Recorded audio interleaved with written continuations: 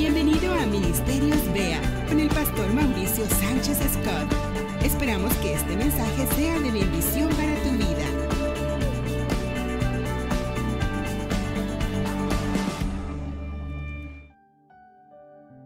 El tabernáculo y posteriormente el templo y actualmente la iglesia han sido metáforas, ejemplos, modelos del verdadero templo de Dios. El templo en el cual Dios quiere habitar y morar y manifestarse. Porque lo importante no es la construcción, no es el templo, sino lo que sucede dentro del templo. Lo importante no era el tabernáculo, que era muy humilde por afuera, una tienda de pieles y tela, sino lo que sucedía adentro. La misma presencia de Dios estaba ahí. Más tarde el templo, que era hermoso por fuera y hermoso por dentro, pero lo importante seguía siendo lo que sucedía adentro del templo. Y hoy lo importante es lo que sucede dentro del templo del Espíritu, que eres tú mismo.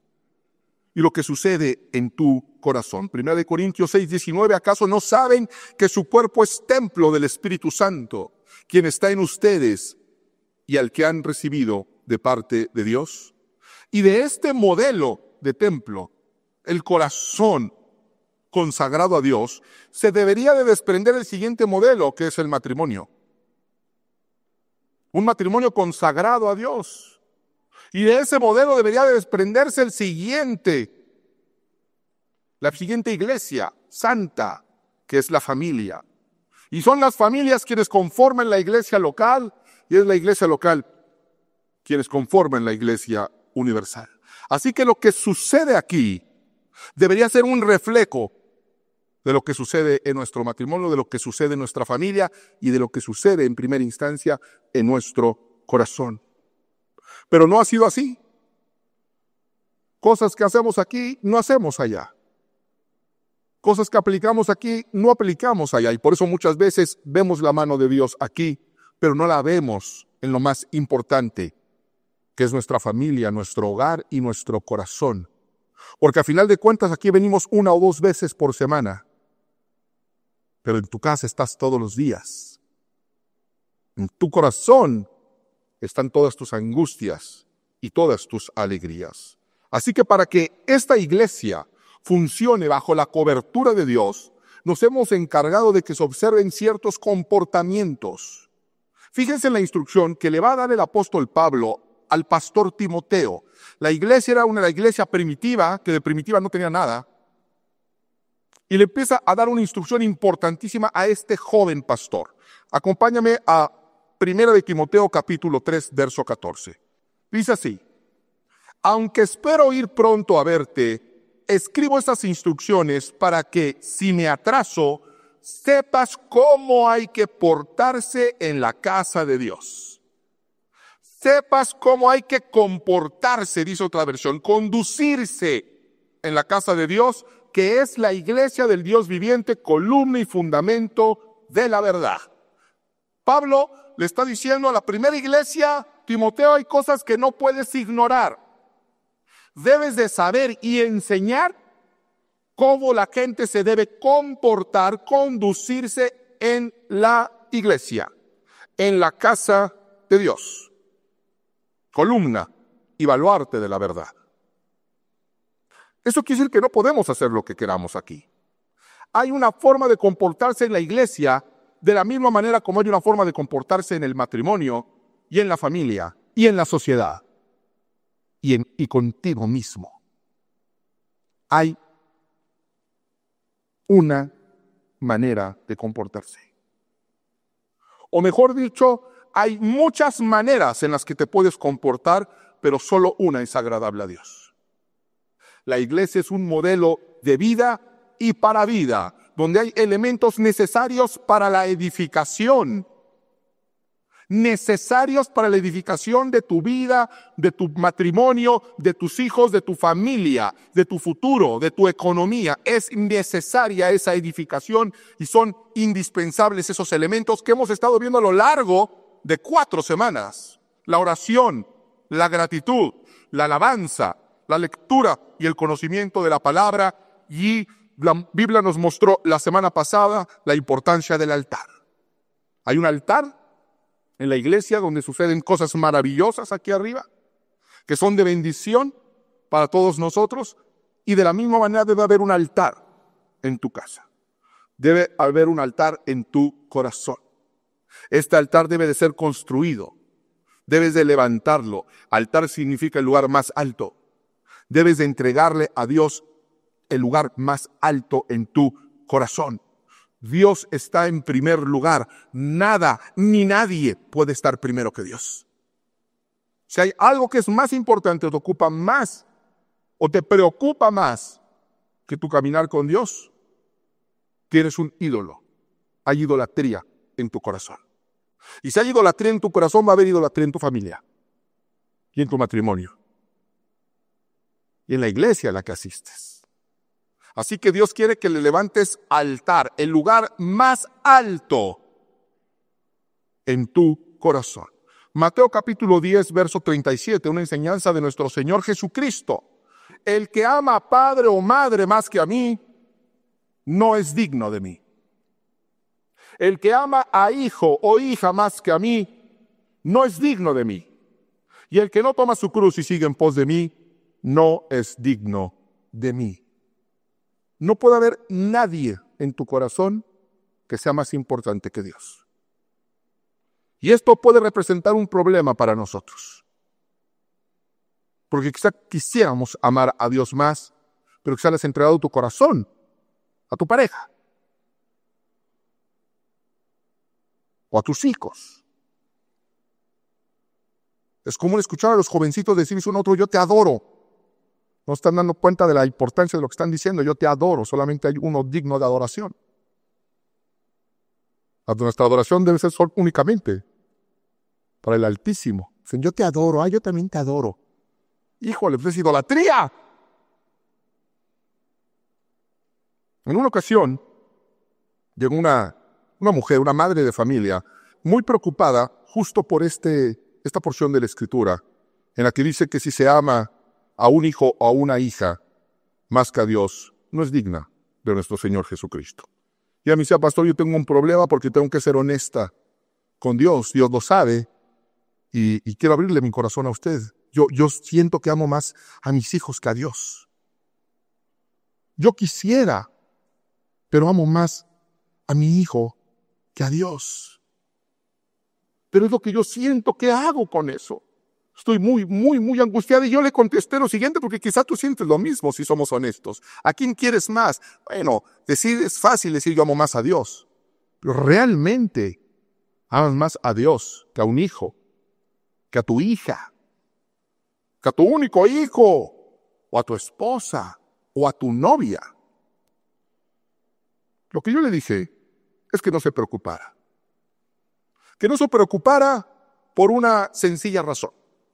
El amor no es un sentimiento. El amor es una decisión.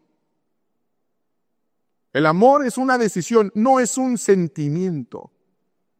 Uno decide amar. Uno decide entregarse. Lo que sientas son los sentimientos. Dios no le preocupa lo que tú sientas. Dios le preocupa lo que haces, no lo que sientas. Dios dice, mira, siente lo que quieres, pero ámame a mí. Acción y reacción en dirección a mí. Porque lo que va a cambiar tu vida no es lo que sientes, sino lo que haces es lo que cambia tu vida. Así que yo puedo sentir algo, pero si hago lo contrario voy a tener un resultado. Y puedo no sentir algo, pero si hago acción en otra dirección, voy a obtener otro resultado. Lo que va a cambiar tu vida no es lo que sientas, sino lo que haces. Justo esa es la diferencia entre tentación y pecado. Todos nos sentimos tentados todos los días, pero hay quien no lo hace. Y la tentación no es pecado. Hacer es pecado. Nunca nadie se casó sintiendo que se iba a divorciar. Nadie puso un negocio sintiendo que iba a quebrar. Nadie funda una familia para tener resentimiento con los hijos y que los hijos tengan resentimientos con los padres. No son nuestros sentimientos, sino nuestras acciones lo que nos ha llevado al divorcio, a la quiebra, a la división y a la tristeza. Hay un refrán que dice, hechos son amores, ¿no? Hechos son amores y no buenas razones, ¿así va? ¿Sí va así? O sea, en otras cosas, a mí no me digas que me amas, a mí demuéstramelo. Aunque no me lo digas, es más. Prefiero que me lo demuestres a que me lo digas. Juan 3:16, porque de tal manera amó Dios al mundo, que dio a su Hijo unigénito. Tanto Dios te ama que dio. Y no sentía bonito cuando lo dio, pero hizo. Tanto amó Dios al mundo, que dio a su Hijo unigénito, para que todo aquel que en él crea no se pierda, mas tenga vida eterna. Santiago nos dice en el capítulo 1, pero sed hacedores y no solamente oidores de la palabra. Hay que hacer, hay que accionar. Y hemos estado hablando de levantar un altar a Dios en casa, levantar un altar a Dios en nuestro corazón, ponerlo en primer lugar, que es obedecerlo. Pero tú decides poner a Dios en primer lugar. Si estás esperando a sentirlo, nosotros empezamos a orar por obediencia a Dios, porque queremos tener intimidad con Dios. Si estás esperando a sentir ganas de orar, ayunamos porque es parte de una disciplina espiritual. Si estás esperando a sentir ganas de ayunar, hay que levantar un altar. Y en el altar sucedían cosas, en este modelo, en este ejemplo de vida, en este altar físico que representa el altar espiritual. Sucedían cosas aparte de alabar, de orar y de leer la palabra. Sucedía particularmente algo que era sumamente importante en el altar. Y es que en el altar era donde se llevaban a cabo los sacrificios. Era en el altar, y sigue siendo en el altar, donde se llevan a cabo los sacrificios. Ese es el título de este mensaje, construyendo a través del sacrificio. Nosotros relacionamos el sacrificio con sufrir, y todos sufrimos. Vivimos en tiempos donde se sufre tanto y sin embargo hay tan pocas personas dispuestas a sacrificarse. Con esto en mente, acompáñame al libro de Hebreos capítulo 8, porque algunos piensan que el término sacrificio es un término del Antiguo Testamento, algo que fue abolido. Vamos a Hebreos capítulo 8, versículo 1 al 5. Ahora bien, el punto principal de lo que venimos diciendo es que tenemos tal sumo sacerdote, aquel que se sentó a la derecha del trono de la majestad en el cielo, el que sirve en el santuario, es decir, en el verdadero tabernáculo levantado por el Señor y no por ningún ser humano. A todo sumo sacerdote se le nombra para presentar ofrendas y sacrificios, por lo cual es necesario que también tenga algo que ofrecer. Si Jesús estuviera en la tierra, no sería sacerdote, pues aquí ya hay sacerdotes que presentan las ofrendas en conformidad con la ley. Estos sacerdotes sirven en un santuario que es copia y sombra del que está en el cielo, tal como se le advirtió a Moisés cuando estaba a punto de construir el tabernáculo. Asegúrate de hacerlo todo según el modelo que te he mostrado en la montaña. ¡Wow! Lo que dice aquí es espectacular. El punto principal es que el santuario es espiritual. El verdadero templo es espiritual. Está dentro de nosotros, está en nuestro espíritu. Y que todo sumo sacerdote es levantado para presentar ¿qué?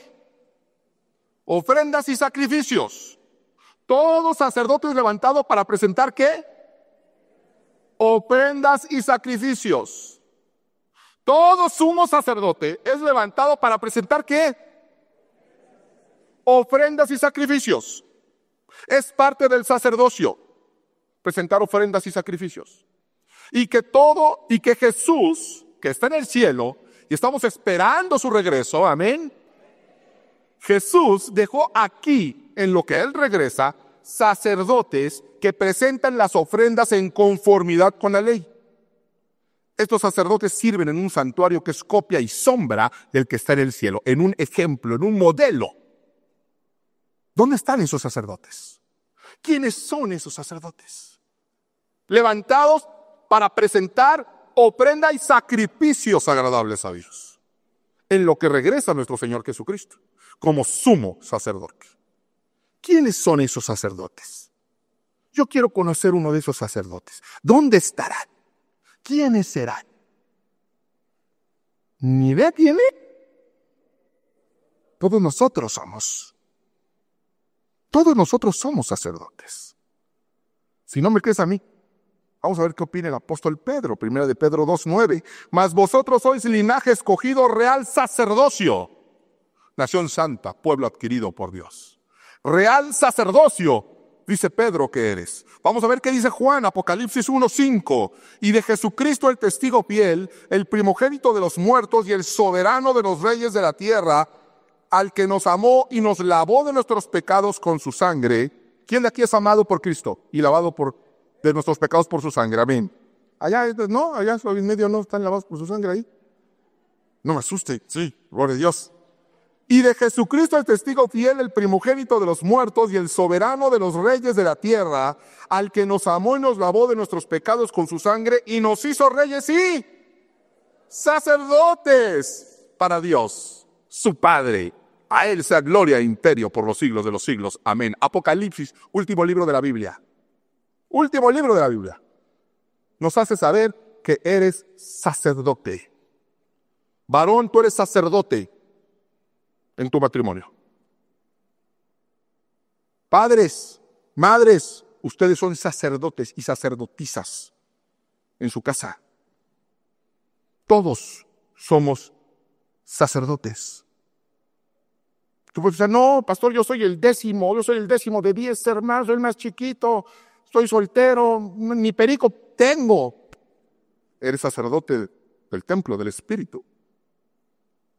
Eres sacerdote y debe haber un altar para Dios ahí. ¿Y para qué Dios levanta sacerdotes? Todos somos sacerdotes levantados para presentar ofrendas y sacrificios. Y si usted es sacerdote de su casa, si usted es sacerdote de su hogar, ¿qué está sacrificando? ¿Qué está sacrificando? ¿Y para quién lo está sacrificando? Son dos preguntas que quiero que consideres rápidamente. Número uno, ¿estás sacrificando algo? Y dos, porque luego hay unos muy sufridos, sí, ¿para quién? ¿Para quién estás sacrificando? El altar que has levantado en tu vida, en tu corazón, es un altar donde ofreces sacrificios a Dios. Porque había todo donde se presentaban sacrificios a Baal. Nosotros relacionamos la palabra con sufrimiento.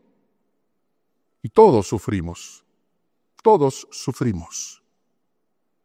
Todos sufrimos.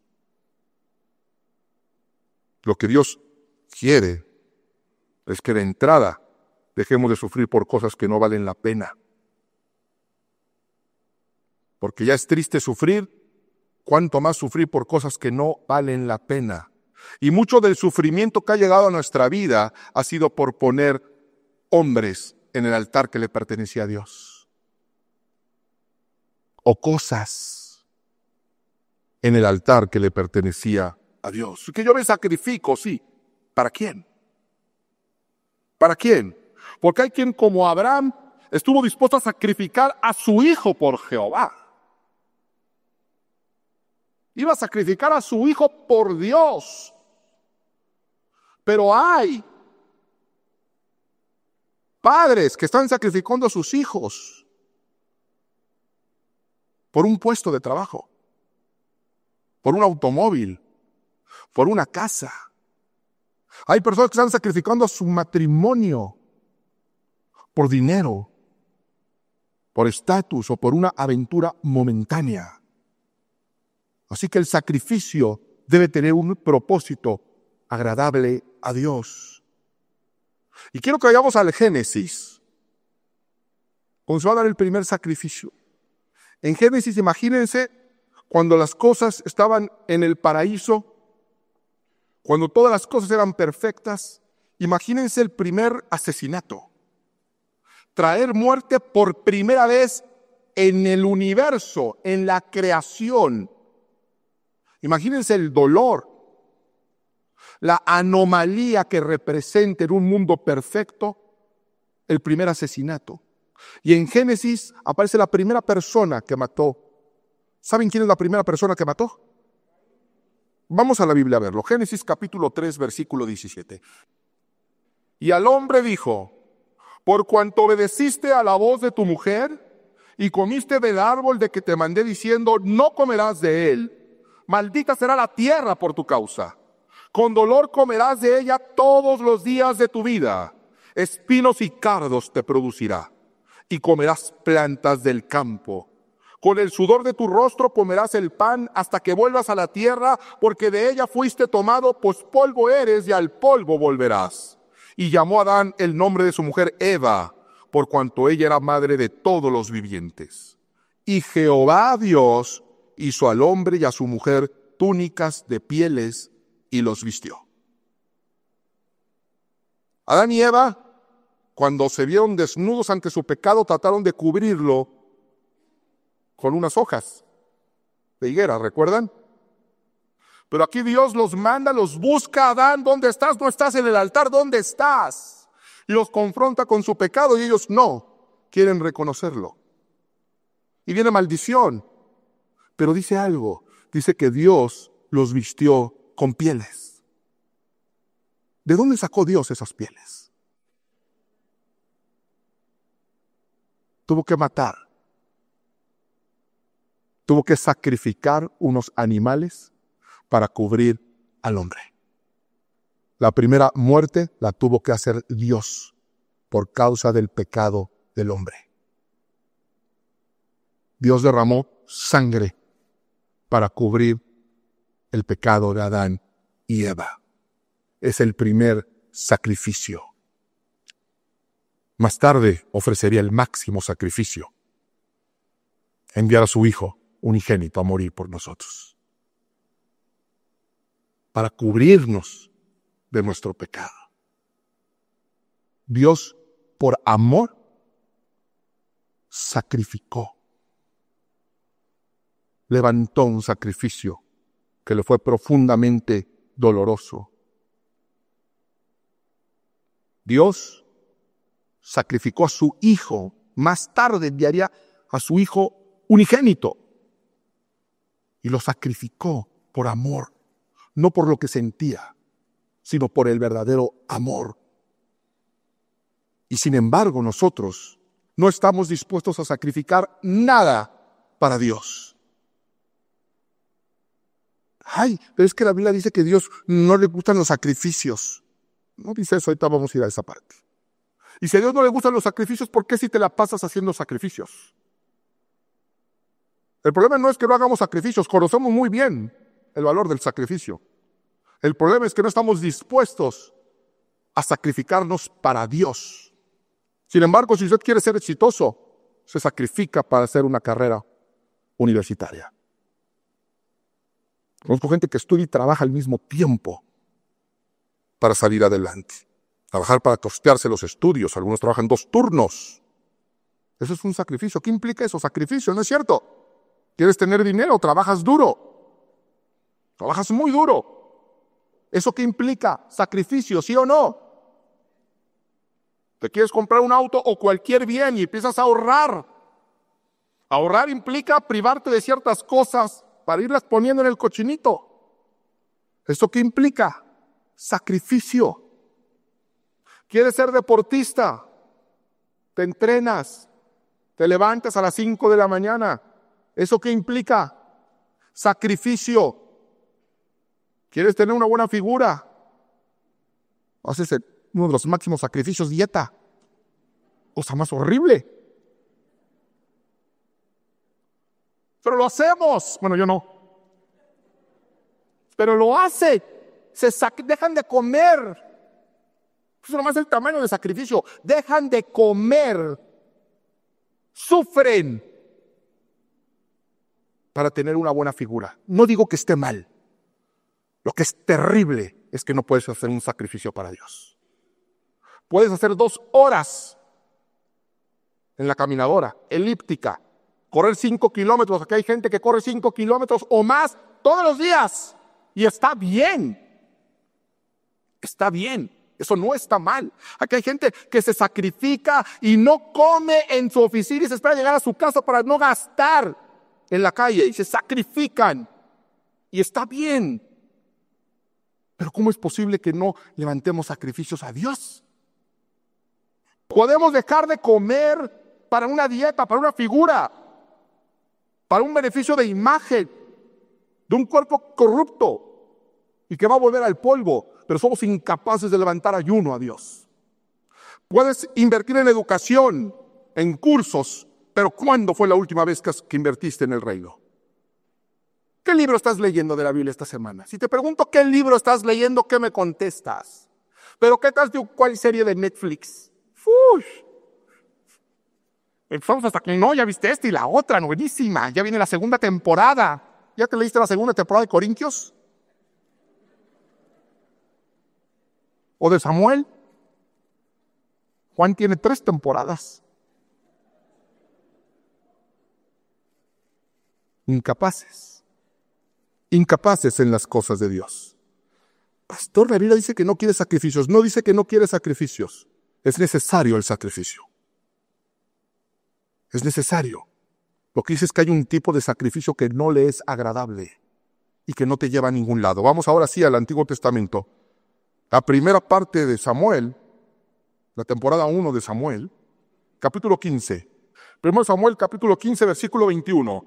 Mas el pueblo tomó del botín ovejas y vacas, las primicias del anatema, para ofrecer sacrificios a Jehová tu Dios en Gilgal.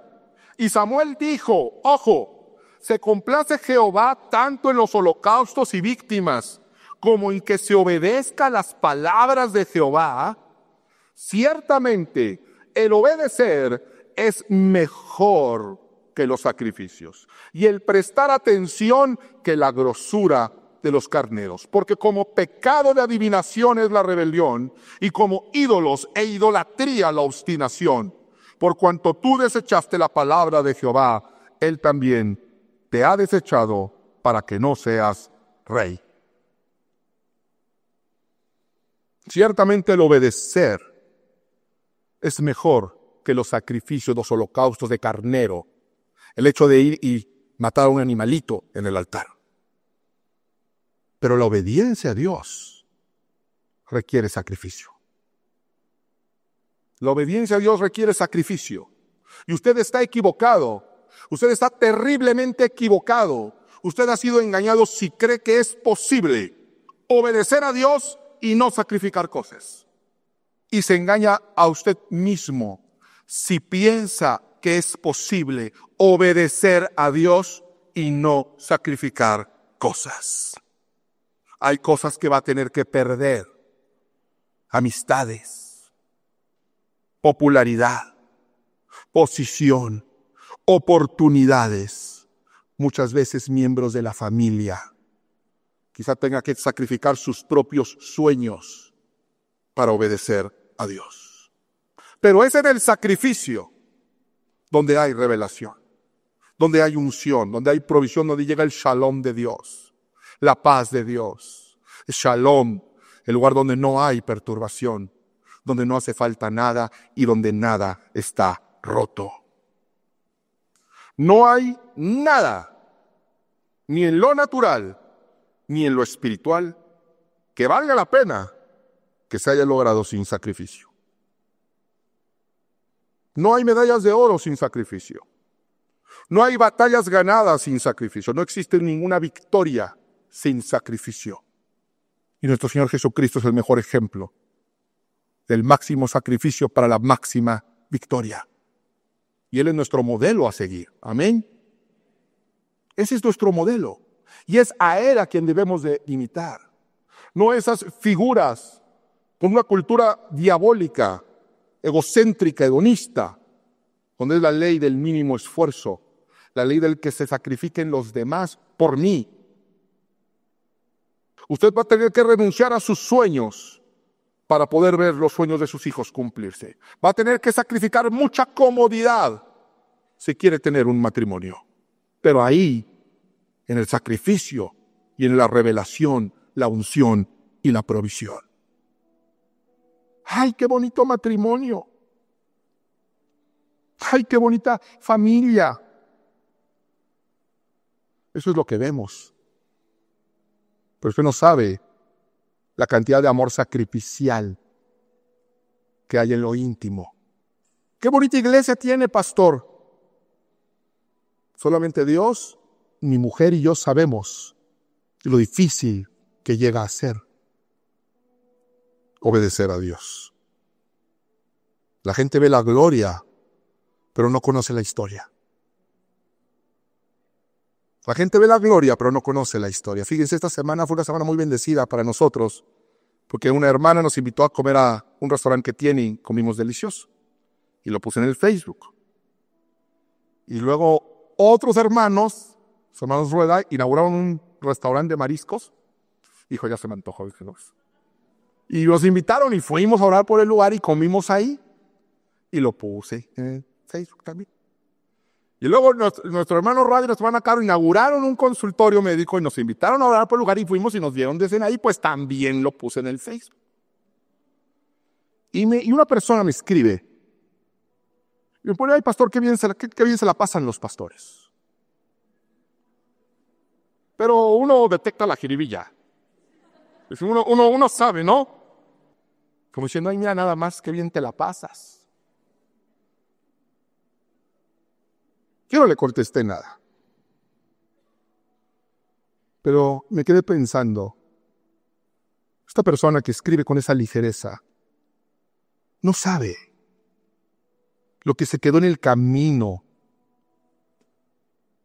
para obedecer el llamado al pastorado. Esta persona que nos ve comiendo en un restaurante, invitados por unos hermanos, no sabe que hubo un momento donde tuvimos que sacar a nuestros hijos de la escuela, que tuvimos que vender nuestros automóviles para seguir el camino de Dios, para obedecer el llamado de Dios. Pero lo que tú pones en el altar, sacrificialmente, Dios lo multiplica y lo bendice y lo unge. Y hoy vemos la gloria de Dios. Hoy vemos la mano de Dios. Hoy vemos el favor de Dios. La gente ve la gloria, pero no conocen la historia. Y la gloria de Dios se manifiesta conduciéndonos sacrificialmente. Y si Pablo estuviera aquí, nos diría lo mismo que a Timoteo. Hay una manera de conducirse en la vida. Debes de construir un altar. Debes de construir una relación con Dios.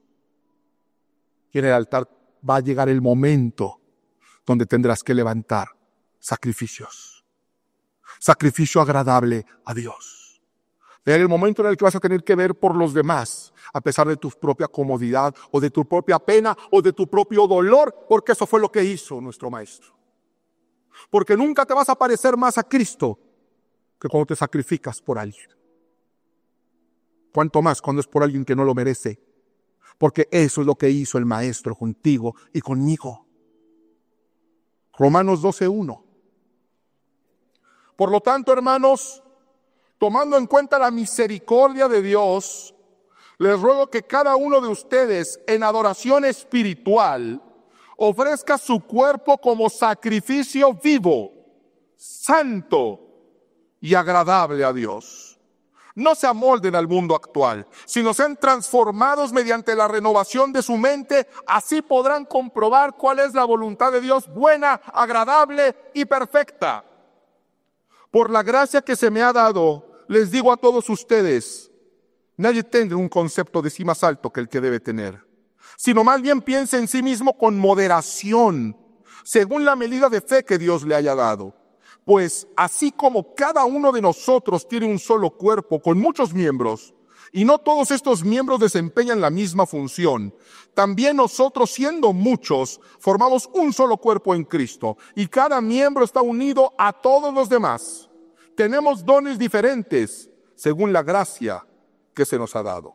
Si el don de alguien es de profecía, que lo use en proporción con su fe. Si es el de prestar un servicio, que lo preste. Si es el de enseñar, que enseñe. Si es el de animar a otros, que los anime. Si es el de socorrer a los necesitados, que dé con generosidad. Si es el de dirigir, que dirija con esmero. Si es el de mostrar compasión, que lo haga con alegría. El amor debe ser sincero. Aborrezcan el mal. Aférrense al bien.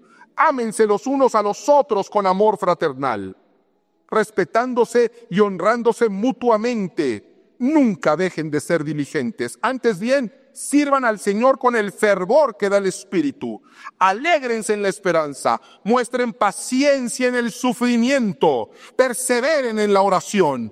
Ayuden a los hermanos necesitados. Practiquen la hospitalidad. Bendigan a quienes los persigan. Bendigan y no maldigan. Alégrense con los que están alegres, lloren con los que lloran, vivan en armonía los unos con los otros. No sean arrogantes, sino háganse solidarios con los humildes. No se crean los únicos que saben. No pagan a nadie mal por mal. Procuren hacer lo bueno delante de todos si es posible. Y en cuanto dependa de ustedes, vivan en paz con todos. No tomen venganza, hermanos míos, sino dejen el castigo en las manos de Dios, porque está escrito: mía es la venganza, yo pagaré, dice el Señor.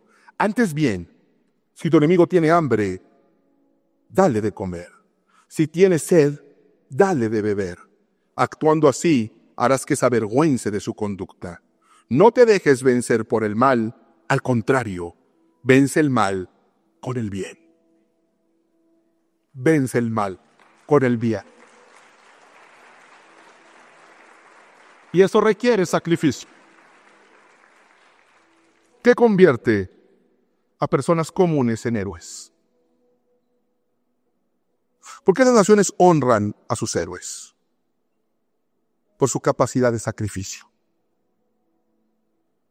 Por su capacidad de sacrificio. Si tienes en tu corazón que un día tus hijos vean a su padre como un héroe, lo van a hacer en relación a tu capacidad de sacrificio. Esas madres solteras que sacan adelante a sus hijos van a ser honradas y reconocidas por su capacidad de sacrificio, por la capacidad de vencer el mal con el bien. Implica un sacrificio, pero es un sacrificio que valdrá la pena. Ya basta de hacer sacrificios que no valen la pena. Hagamos sacrificios que valgan la pena, que tengan reverberación en la eternidad. Tenemos promesa de Dios y solamente implica una molestia leve, momentánea, diría el apóstol Pablo. Y quiero terminar con nuestro texto base, Salmo capítulo 1, donde viene qué hacer de forma sacrificial, pero viene también la promesa y el resultado. Salmo capítulo 1, verso 1. Bienaventurado el varón que no anduvo en consejo de malos, aunque eso me implique un sacrificio. Ni anduvo en camino de pecadores, aunque eso me implique un sacrificio. Ni en silla de escarnecedor se ha sentado, aunque eso me implique un sacrificio. Sino que en la ley de Jehová está su deleite, aunque me implique un sacrificio. Y en ella medita de día y de noche, aunque implique un sacrificio. Y hasta ahí llegó el sacrificio. Porque viene el resultado. Será como árbol plantado junto a corrientes de aguas, que da su fruto a su tiempo, y su hoja no cae, y todo lo que hace, y todo lo que hace, y todo lo que haga, y todo lo que levante, y todo lo que construya, prosperará. Que Dios los bendiga. Ministerios Vea con el pastor Mauricio Sánchez Escort. Esperamos que este mensaje sea de bendición para tu vida. Para conocer más, visita nuestro sitio en internet www.iglesiavea.com. Gracias por escucharnos.